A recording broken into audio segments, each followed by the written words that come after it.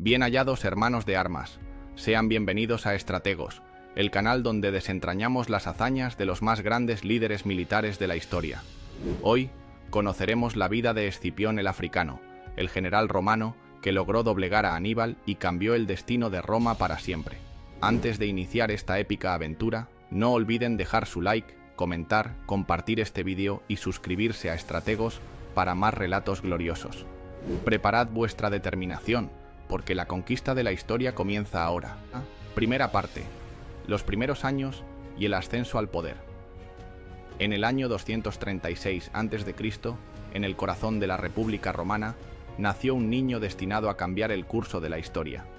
Su nombre era Publio Cornelio Escipión, y provenía de una de las familias más ilustres de Roma, la gens Cornelia, un linaje patricio que durante generaciones había servido a la República con honor y valentía en los campos de batalla. Su destino, aunque aún desconocido, ya estaba marcado por la guerra y la gloria. Desde su infancia, Escipión fue criado en un ambiente de disciplina y deber. Su padre, Escipión el Mayor, y su tío, Escipión el Asiático, eran hombres de armas, senadores y comandantes respetados. Bajo su tutela, el joven Publio aprendió desde muy temprano las virtudes romanas: la fortaleza, la prudencia y, sobre todo, la lealtad a la República. No era simplemente la educación de un aristócrata, era la formación de un líder. En Roma, su instrucción fue rigurosa. Aprendió latín y griego, estudió a los grandes pensadores, pero, sobre todo, absorbió las estrategias de los generales que habían forjado el poder romano. Su padre le enseñó sobre la guerra, las tácticas, la importancia de la logística y la disciplina de las legiones. Pero había algo más en Escipión, algo que lo diferenciaba de otros jóvenes patricios: una inteligencia aguda, una capacidad de liderazgo innata y un carisma que inspiraba a quienes lo rodeaban. El momento de poner a prueba su aprendizaje llegó pronto. En plena adolescencia, Escipión acompañó a su padre en la campaña militar en Hispania, un territorio donde Roma y Cartago luchaban por el dominio. Allí, con solo 17 años, vio por primera vez el horror del campo de batalla. El sonido del metal chocando, los gritos de los moribundos, el polvo levantándose bajo los cascos de los caballos, todo ello quedó grabado en su mente. Pero lejos de amedrentarse, aprendió. Observó cada movimiento de los veteranos, entendió la importancia de la moral en el combate y vio con sus propios ojos la brutalidad del enemigo cartaginés. Mientras Escipión daba sus primeros pasos en la guerra, en el horizonte se cernía una de las mayores amenazas que Roma había enfrentado jamás: Aníbal Barca. El general cartaginés había jurado vengar la derrota de su pueblo en la primera guerra púnica, y con una audacia sin precedentes había cruzado los Alpes con un ejército formidable, trayendo la guerra al corazón de Italia. Roma, por primera vez en mucho tiempo, tembló.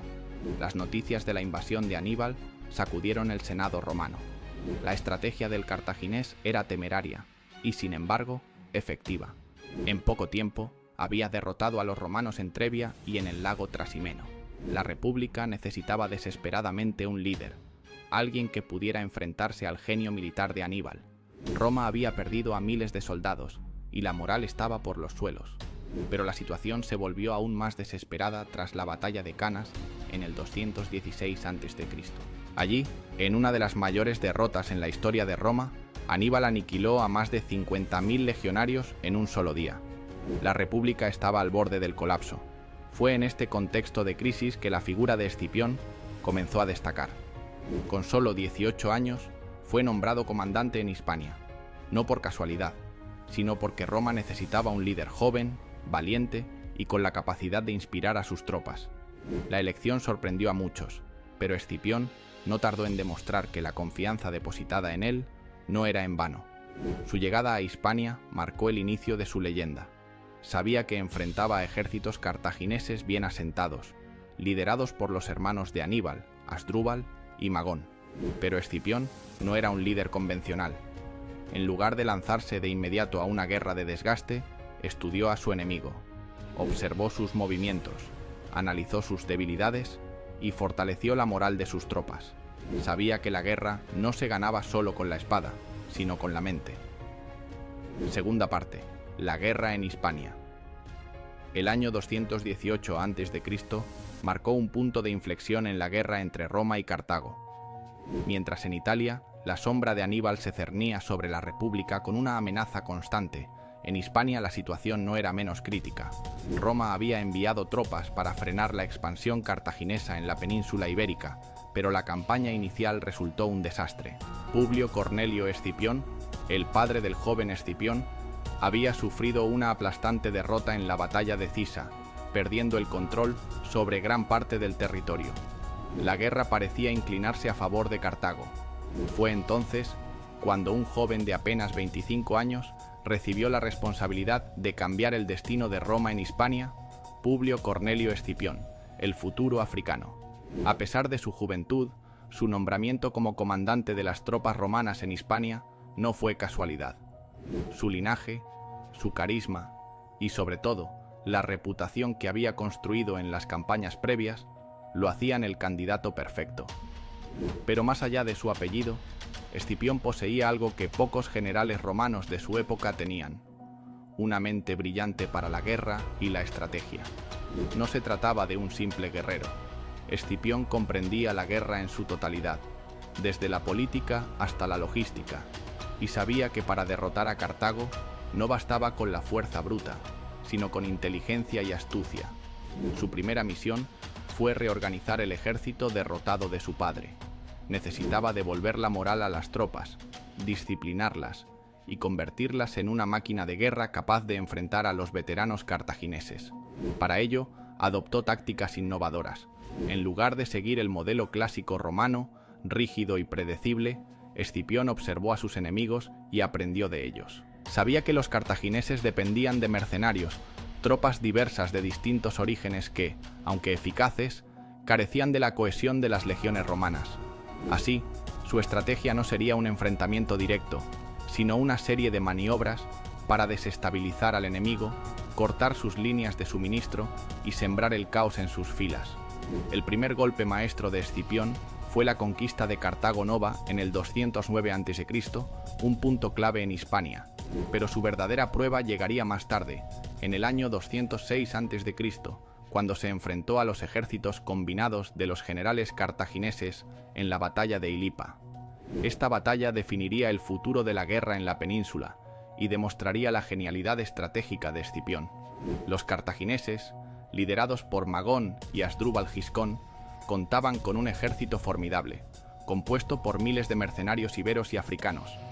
La lógica dictaba que los romanos, con menos hombres y en una posición menos ventajosa, adoptarían una estrategia defensiva.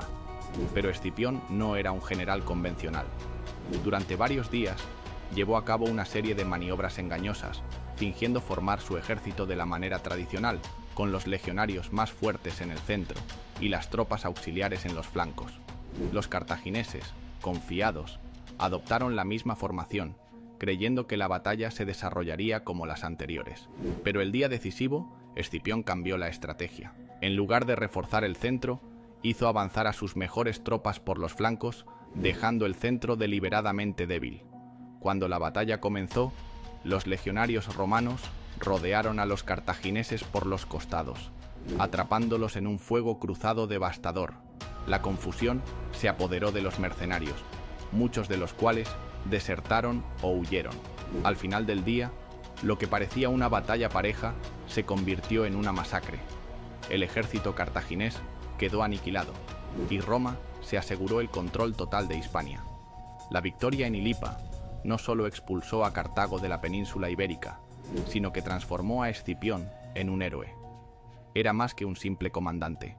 Era el hombre que había derrotado a los generales de Aníbal en su propio terreno.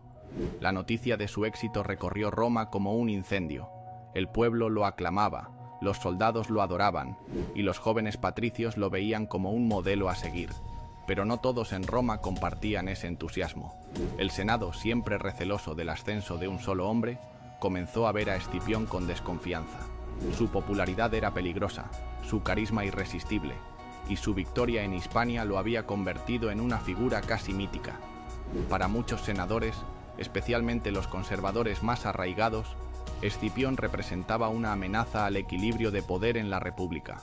Pero el joven general no era solo un estratega en el campo de batalla, También era un maestro en la política. Escipión entendía que, para mantenerse en el poder, no podía depender solo de sus éxitos militares. Necesitaba apoyo dentro de Roma. Así, comenzó a tejer alianzas con senadores influyentes y a ganarse la simpatía del pueblo con gestos calculados. Organizó espectáculos y donaciones. Se presentó como un protector de Roma y como el único capaz de vencer a Aníbal. Y sobre todo, dejó claro que su lealtad era absoluta. No buscaba el poder personal, sino la gloria de la República. Con Hispania asegurada, Escipión volvió su mirada hacia nuevos horizontes. Sabía que la guerra contra Cartago aún no había terminado. Si Roma quería la victoria definitiva, no bastaba con defenderse. Debía llevar la lucha al corazón del enemigo. Para ello, necesitaba una base estratégica, un punto de partida desde el cual lanzar la ofensiva final. Sicilia, con su posición central en el Mediterráneo, era la elección perfecta. Al llegar a Sicilia, Escipión no perdió el tiempo. Reorganizó la flota romana, mejoró la infraestructura naval y comenzó a entrenar a sus tropas para una nueva campaña. Sabía que la clave para vencer a Cartago no era solo la fuerza terrestre, sino también el dominio del mar. Sin rutas de abastecimiento seguras, el enemigo no podría resistir mucho tiempo. La logística fue uno de los elementos más cruciales de su estrategia. Escipión no solo aseguraba la victoria en el campo de batalla, sino que entendía la importancia de mantener un ejército bien abastecido y preparado. Mientras en Roma sus opositores intentaban frenar su influencia, él construía la maquinaria de guerra que acabaría con Cartago de una vez por todas. El tiempo de la guerra final se acercaba. Escipión había probado su valía en Hispania, había consolidado su apoyo en Roma y ahora se preparaba para el mayor desafío de su vida: llevar la batalla a África, al mismísimo suelo cartaginés. La guerra aún no había terminado, pero una cosa era segura: la leyenda de Escipión solo acababa de comenzar. Tercera parte: el enfrentamiento con Aníbal. El año 205 a.C. marcaba una nueva fase en la guerra entre Roma y Cartago. Tras años de conflicto en Hispania, donde Escipión había demostrado su genio militar al expulsar definitivamente a los cartagineses de la península ibérica, el joven general regresaba a Italia. Pero la guerra aún no había terminado. Aníbal Barca, el legendario enemigo de Roma, seguía en suelo italiano, invicto, esperando su oportunidad para asestar un golpe definitivo a la República. La situación en Roma era incierta. A pesar de haber resistido la embestida cartaginesa durante más de una década, las cicatrices de la guerra eran profundas. La economía estaba debilitada, las pérdidas humanas habían sido colosales, y el Senado seguía dividido entre quienes querían continuar la guerra y quienes deseaban negociar una paz con Aníbal. Pero Escipión no era de los que buscaban treguas. Él sabía que la única forma de acabar con la amenaza cartaginesa era llevar la guerra al corazón del enemigo: África. La idea de una invasión de África no era nueva, pero hasta ese momento nadie en Roma había tenido el valor de ejecutarla. Escipión, con su creciente prestigio y su innegable talento como estratega, convenció al Senado de que la única manera de derrotar a Aníbal era forzar a Cartago a luchar en su propio territorio. Si Roma quería la victoria, debía arriesgarlo todo. Con el permiso concedido, Escipión comenzó los preparativos. Desde Sicilia, donde se encontraba organizando sus fuerzas, reunió una flota y un ejército compuesto por veteranos curtidos en la guerra de Hispania y soldados reclutados en Italia. Pero su mayor ventaja no estaba en la infantería romana, sino en un aliado inesperado: Masinisa, rey de los númidas. Masinisa era un líder hábil y ambicioso. Durante años había oscilado entre Roma y Cartago, pero viendo el ascenso de Escipión, decidió apostar por el futuro vencedor. Su caballería era legendaria, y Escipión sabía que en el campo de batalla, los jinetes númidas podían ser la clave para la victoria. Con su apoyo asegurado, la invasión de África comenzó. Cuando Escipión desembarcó en África en el 204 a.C., Cartago se vio de inmediato en una situación desesperada. La guerra, que durante años había devastado Italia, ahora se trasladaba a sus puertas. Los cartagineses intentaron resistir, pero los éxitos de Escipión fueron rápidos y devastadores. En cada enfrentamiento, el ejército romano avanzaba imparable, obligando a Cartago a solicitar la ayuda de su último y más formidable recurso: Aníbal. El llamado llegó a Italia. Aníbal, que durante más de una década había luchado sin descanso en territorio enemigo, recibió la orden de regresar a su patria. Su sueño de conquistar Roma había terminado. No había otra opción. Si Cartago caía, su legado se desvanecería. Reunió a lo que quedaba de su ejército, cruzó el Mediterráneo y desembarcó en África. Allí, en la llanura de Zama, se enfrentaría a su destino. La batalla que estaba por venir no era una más. Era el choque definitivo entre dos de los mayores genios militares de la antigüedad. Por un lado, Aníbal, el veterano estratega que había humillado a Roma en Cannas. Por el otro, Escipión, el joven comandante que había destruido el imperio cartaginés en Hispania y que ahora traía la guerra a las puertas de Cartago. No era solo una batalla por la supremacía militar, era un duelo de mentes, un enfrentamiento entre dos formas de entender la guerra. La mañana del 19 de octubre del 202 a.C., las dos fuerzas se encontraron en la llanura de Zama. Aníbal había reunido un ejército numeroso, pero sus tropas no eran las mismas que lo habían acompañado en Italia. Sus veteranos eran pocos, y la mayor parte de su ejército estaba compuesto por reclutas y mercenarios sin la disciplina de las legiones romanas. Sin embargo, aún contaba con su arma más letal, los elefantes de guerra. Escipión, por su parte, había dispuesto a sus tropas de manera innovadora. En lugar de colocar a sus legionarios en líneas cerradas, dejó espacios entre las unidades para permitir el paso de los elefantes sin romper la formación. Era un movimiento arriesgado, pero basado en el conocimiento que tenía sobre las tácticas cartaginesas. Cuando la batalla comenzó, los elefantes cargaron hacia las filas romanas, pero en lugar de aplastar a los legionarios, los espacios abiertos permitieron que los animales pasaran sin causar daño. Algunos fueron desviados por el ruido de los trompetistas romanos. Otros fueron eliminados por los jinetes númidas de Masinisa. Con la carga de los elefantes neutralizada, la batalla se convirtió en un enfrentamiento directo entre las legiones romanas y las tropas cartaginesas. Al principio, los dos ejércitos parecían igualados. Aníbal utilizó sus mejores tropas en el centro de su formación, esperando desgastar a los romanos y luego lanzar su golpe final. Pero Escipión tenía otra carta bajo la manga. En el momento clave de la batalla, la caballería númida, comandada por Masinisa, atacó desde los flancos y desató el caos en las filas cartaginesas. Los mercenarios que luchaban para Aníbal comenzaron a huir. Sus líneas se rompieron. La batalla estaba decidida.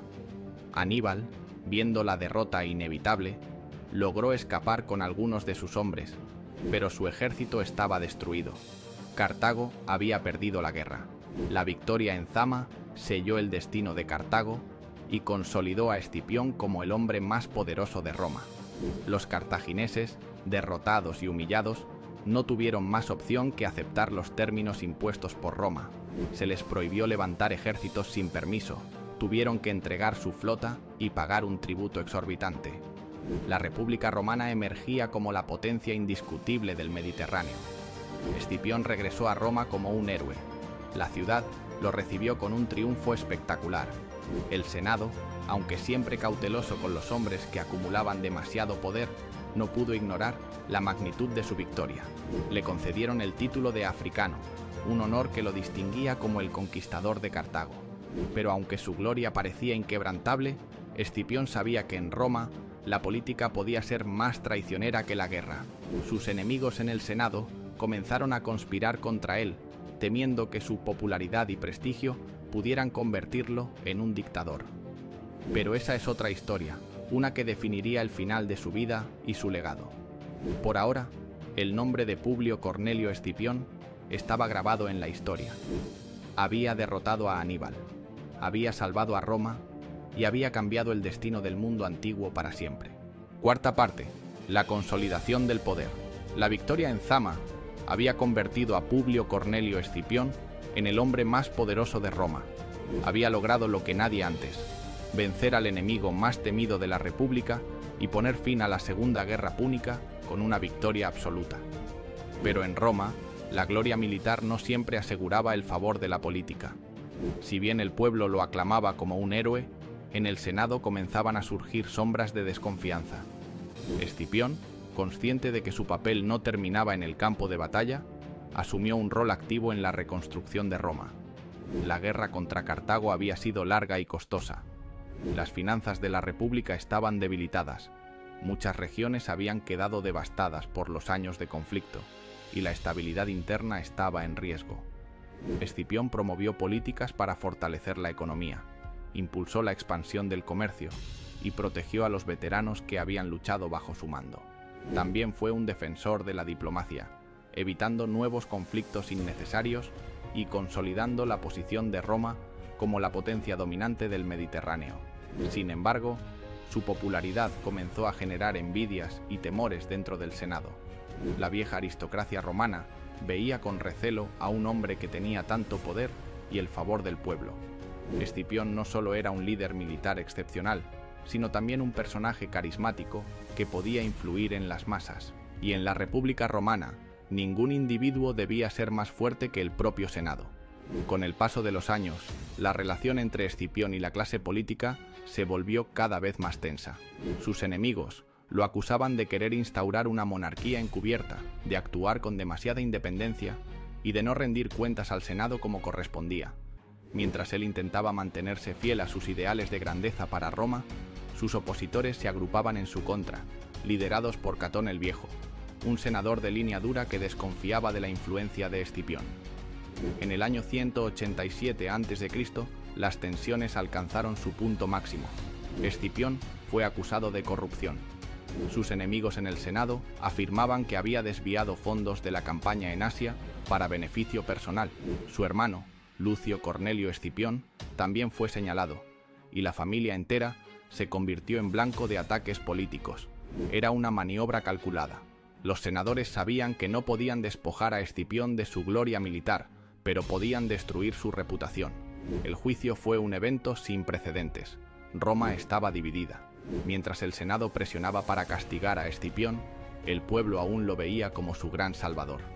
En medio del proceso, Escipión tomó la palabra para defenderse, pero en lugar de rebajarse a discutir las acusaciones en su contra, apeló a su legado. Recordó a todos cómo había salvado a Roma en su hora más oscura, cómo había derrotado a Aníbal y asegurado la supremacía de la República.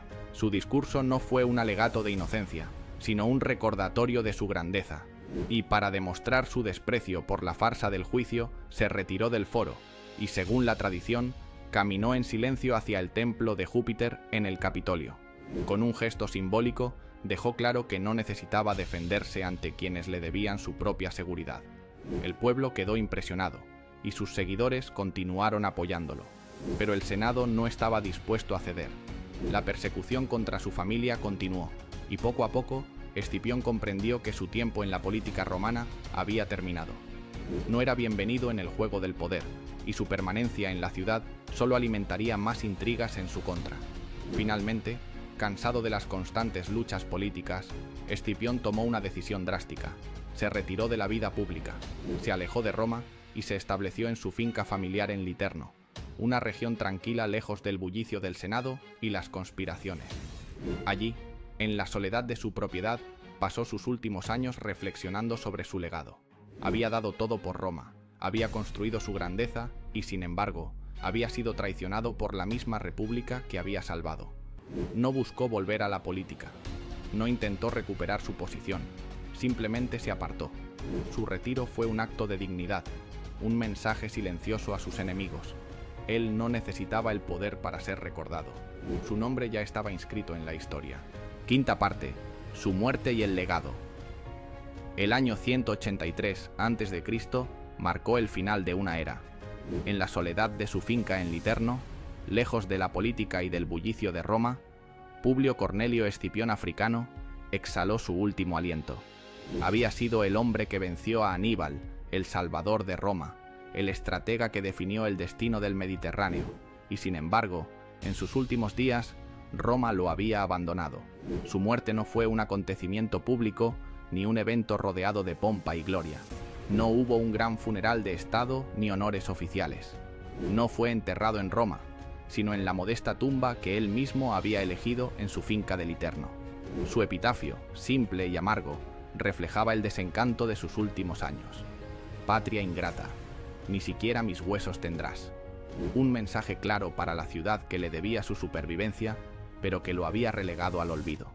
A pesar de ello, la sombra de Escipión nunca dejó de acechar la historia de Roma. Aunque su entierro estuvo lejos de la grandiosidad de su legado, con el tiempo, su tumba se convirtió en un sitio de peregrinación.